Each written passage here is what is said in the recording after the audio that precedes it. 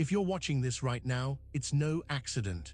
There's a current, a subtle hum that brought you here to this very moment. It's the hum of divine timing, a recognition that you're finally resonating with a frequency of truth that has perhaps been just out of reach. For too long, this knowledge has been obscured, hidden away.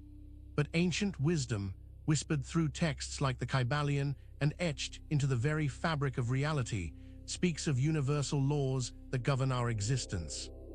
You've likely felt the struggles, the jarring stops and starts, the moments that feel deeply personal and devastating. What if those very struggles are simply echoes of a deeper misalignment, a resistance to the natural pulse of life? What if the chaos you perceive is actually a divine rhythm, waiting to be understood and embraced? This is not about external circumstances alone, but an alignment within, a tuning into the pulse that underlies all loss, all rebirth. And real quick, make sure to subscribe and hit the notification bell for more videos just like this. Now let's keep going.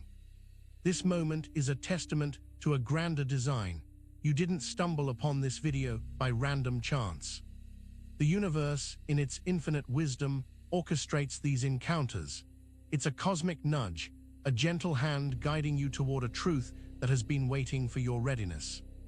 The very fact that the concepts discussed here resonate with you, that they feel significant, is proof of your internal tuning fork vibrating at a higher frequency. For so long, you might have searched for answers in the external world, missing the profound symphony playing out within your own energetic field. The universe doesn't just offer lessons, it creates ordained moments for them to be received.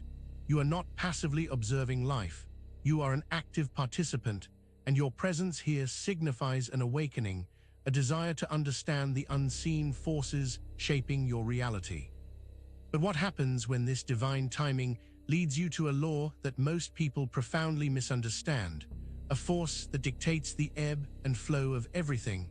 That's what we'll uncover next, as we begin to explore the forgotten law that rules all rhythm.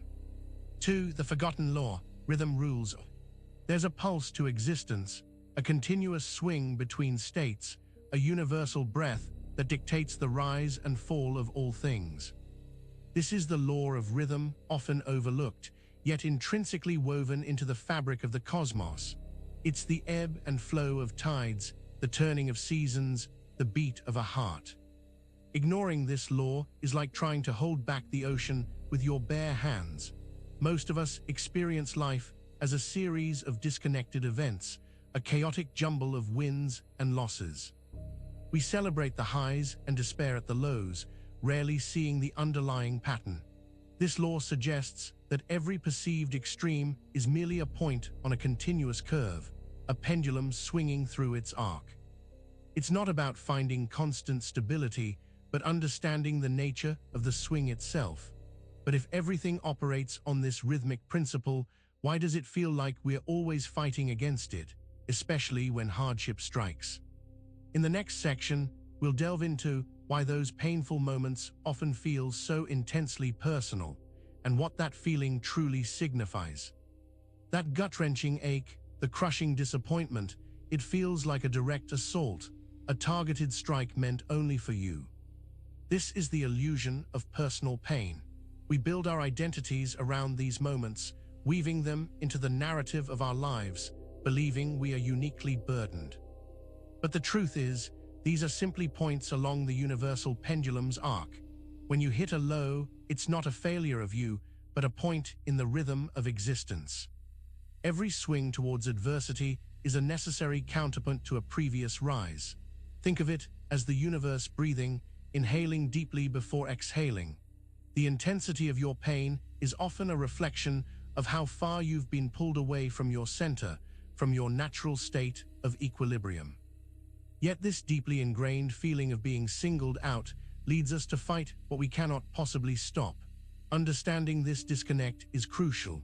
Now, let's explore how this mistaken fight against the natural flow actually creates more struggle than we can imagine. That's what we'll examine in the next section, focusing on the illusion of effort. We believe that pushing harder, striving more intensely, is the path to success. But often, this forceful exertion is born from a misunderstanding of rhythm. When we resist the downward swing, we pour all our energy into trying to force ourselves back up prematurely. This is the illusion of effort, a battle against the natural current. This constant tension, this perpetual struggle against the natural flow, drains our vital energy. It's like swimming upstream against a powerful current. You expend immense power, yet make little progress, and the effort itself becomes the obstacle. The real cost isn't just wasted energy, it's a profound misalignment that echoes through every aspect of your life, creating what feels like a perpetual uphill climb. This misalignment is where the real battle truly begins, a hidden war fought on an energetic plane. In the next section, we'll uncover this invisible war and why, in your current state, you may be losing without even realizing it. So you feel it, don't you? That subtle but persistent pushback against life's inevitable turns. It's not a conscious decision, but a deep-seated, almost instinctual refusal to accept what is. This is resistance, the invisible war waged against the natural rhythm of existence. We resist the low points, the period of introspection, the moments of waiting. This internal conflict is draining. Every time you fight against a pause, a setback, or a period of quiet, you're effectively knotting the threads of your own experience. You're demanding that the pendulum swing faster, that the tide turn before its season, that the breath be held indefinitely. This resistance is not a sign of strength, it's a sign of being out of sync, a discord in the cosmic symphony. And in this fight against the rhythm, we often fuel the very outcomes we wish to avoid. In the next section, we'll explore the principle that governs these swings, a fundamental truth about how every rise inevitably invites its mirror. Every moment of elation, every peak of achievement, carries within it the seed of its opposite. This is the pendulum principle at play.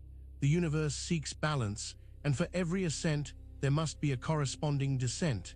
It's not a punishment, but a natural law of compensation, a cosmic recalibration. Think of the highest point of a pendulum's swing. It momentarily pauses before gravity pulls it back down. The further it swings up, the further it is destined to swing down.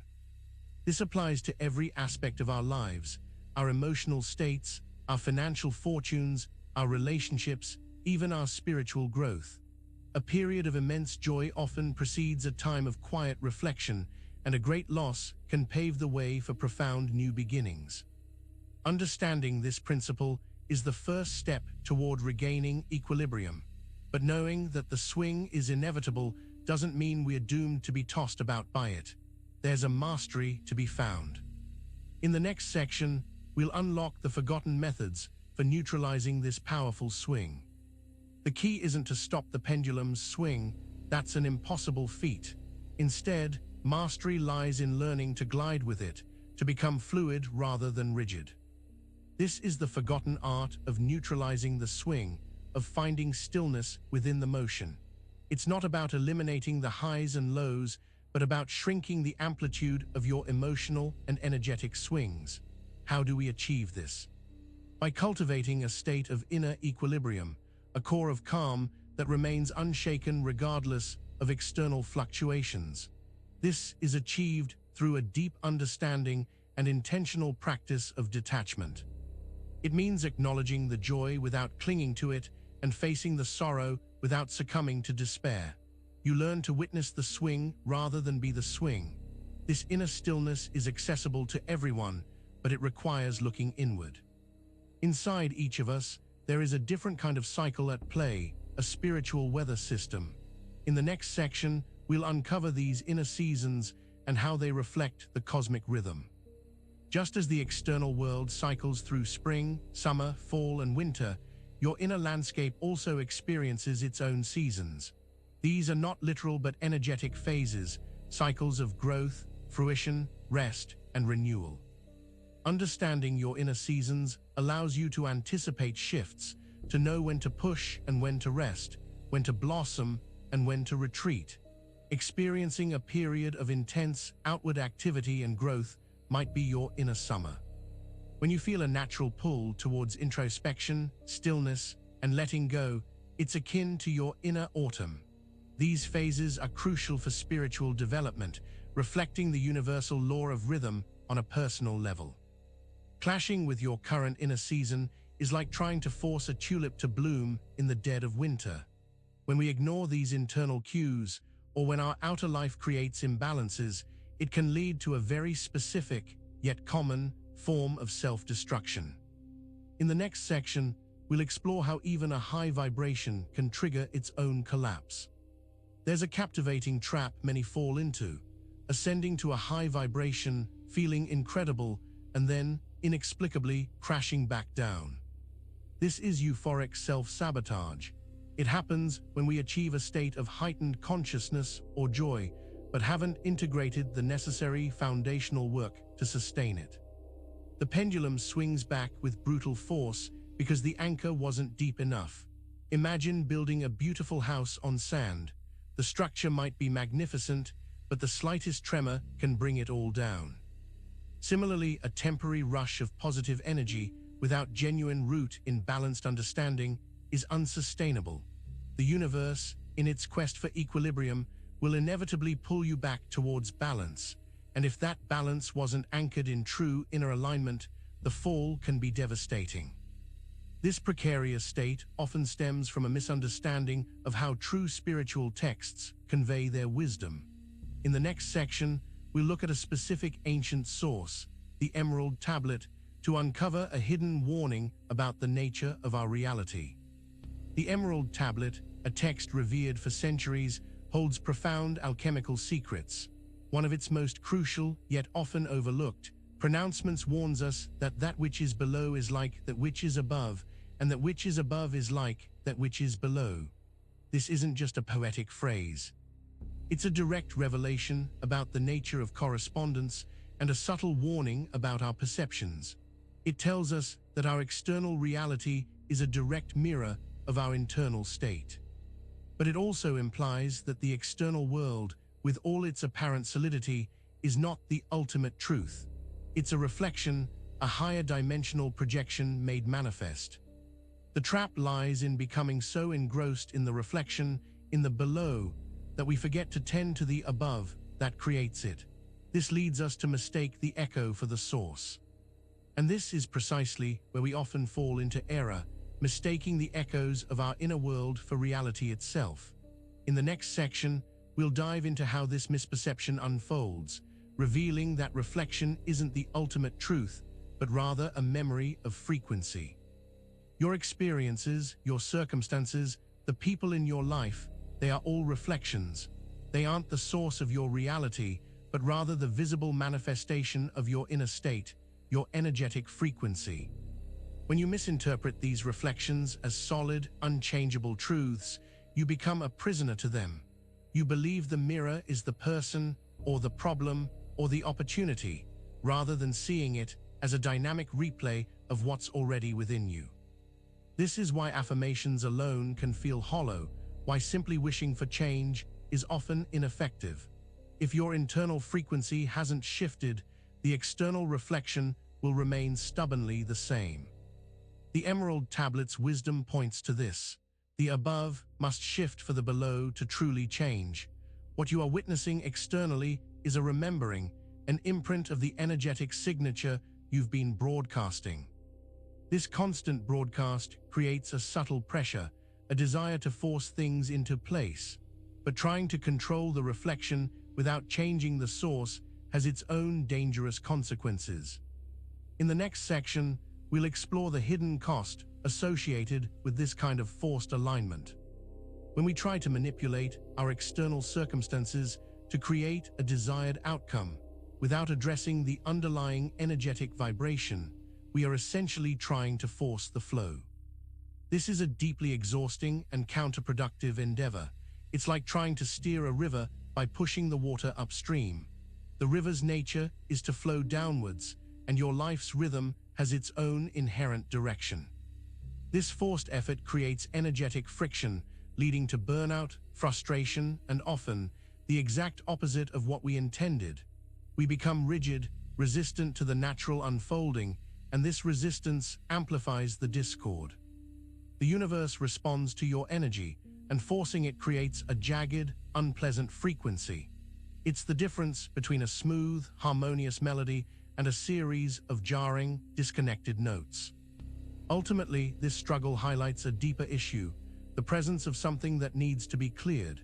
In the next section, we'll discuss why shedding these false frequencies is essential and why so many paths taken in pursuit of harmony actually lead to failure.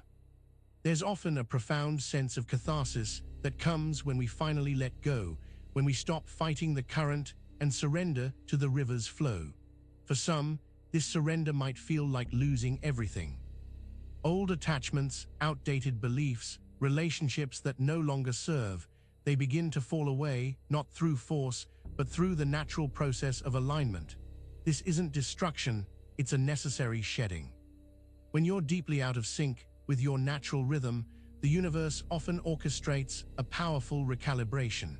It's like a tree pruning its dead branches to allow for new growth. This can manifest as a period of depletion financially, relationally, or emotionally. It's a bold move by the cosmos to clear the deck, to empty you of what doesn't belong so that a more authentic expression can emerge. This clearing process, however, is often misunderstood and resisted. In the next section, we will explore why so many well-intentioned spiritual paths ultimately fail because they don't account for this vital purging.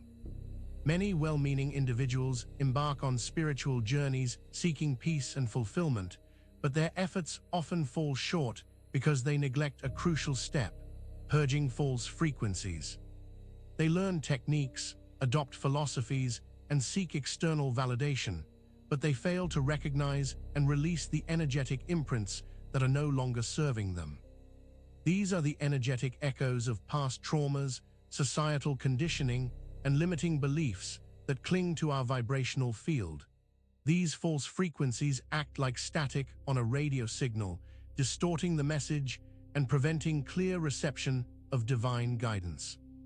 You can have all the right information, all the positive affirmations, but if your energetic core is still vibrating with fear or doubt, you're essentially trying to play a symphony on a faulty instrument. The results will inevitably be discordant, leading to frustration and the perception of failure.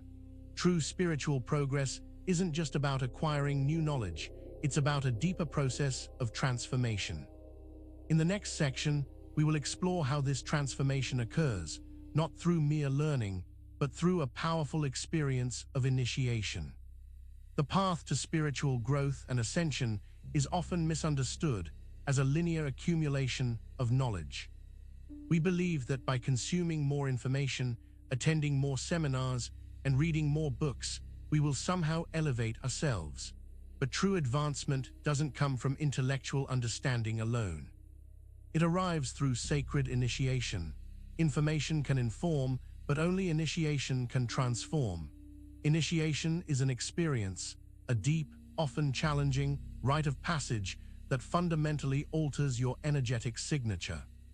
It's where lessons are not just learned, but embodied. It's when the universe tests your alignment, not by asking what you know, but by asking what you embody when put under pressure. These are the moments where the pendulum's swing exposes the true depth of your inner work. This transformative process, when embraced fully, leads to a profound renewal. In the final section, we will explore this sacred rebirth, the ultimate surrender to the cosmic rhythm that allows us to finally align with the sacred flow. This is the culmination, the moment you cease to fight and begin to flow. The rhythmic rebirth is not an end, but a profound beginning, a state of being where you are no longer a victim of life's swings, but a conscious participant, harmonizing with the cosmic pulse. It's a surrender, not of your power, but of your resistance. You move with the universe, not against it. When you finally embrace the law of rhythm, allowing the pendulum to swing without fear, you unlock a state of grace. The perceived chaos resolves into divine order, loss becomes a precursor to gain, and stillness becomes a source of power. This is the sacred flow, the effortless current that carries you forward when you trust the process and honor the universal cycles within and without. Make sure to subscribe for more videos just like this and hit that notification bell so you never miss the next teaching. See you in the next one.